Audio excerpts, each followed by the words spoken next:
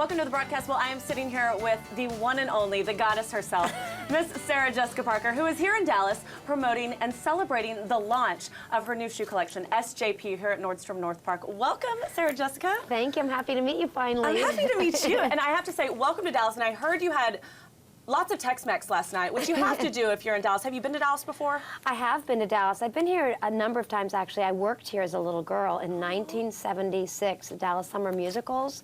I did a production of The Sound of Music, and we went to Dallas, Indianapolis, Indiana, Kansas, Chicago, St. Louis. I love that. And Dallas, I think, was our first stop. And there was a great Mexican restaurant that we went to that we thought was like really fine dining. It was called El Chico's. Yes. It was in all the malls. It was such a big deal for us because we originally, I'm from Ohio originally, and then moved to New York, and neither places are known for their great Mexican or Tex-Mex food. So El Chico's was like... It was so fancy. It was exotic, but it was delicious. But we spent a lot of weeks here rehearsing and then doing the show, and had never been to Texas and therefore never been to Dallas. But people were so hospitable. Yes.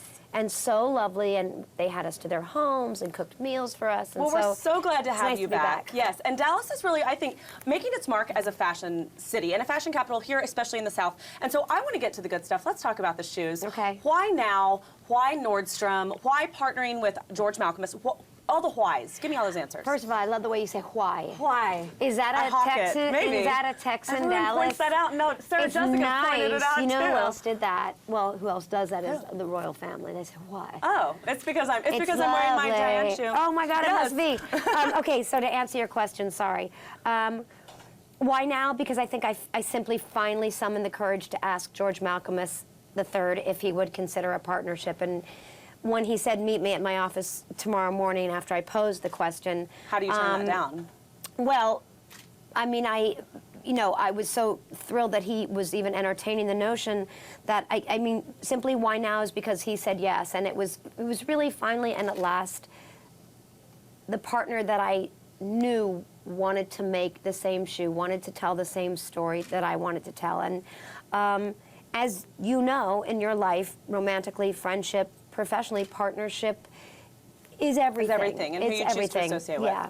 Now, the research and development for this project must have been so fun, like shoes on shoes on shoes on shoes. Yeah. Do you feel like you had to go to shoe rehab after researching all the shoes, or did you go in with a vision knowing these are the shoes that I want to do? Well, when I first sat with George that next morning at 9 a.m., what was so wonderfully surprising was to learn that we both had this same point of reference in our head, which was this window in the late 70s, New York City, 57th, 59th, Lower Madison, of some of the great, truly great shoe designers. It was a really flourishing and exciting time in the shoe business. It was Maud Frizon, Charles Jourdan, Walter Steiger, Bennis Edwards, Henry Bendels, Bonwit Teller.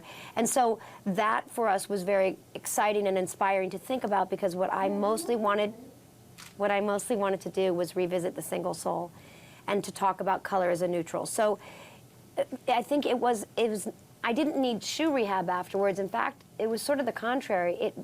It became such an exciting and almost distracting conversation that it was hard to focus on anything else. Yeah, yeah.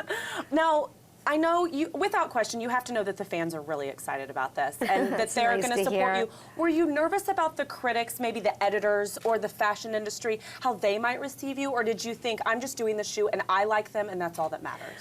Well, I mean, it's always nice to be received well, whether it's a critic, in the New York Times about a play you're doing, or a film, or a television series, or it's within the fashion industry. It's lovely to be embraced.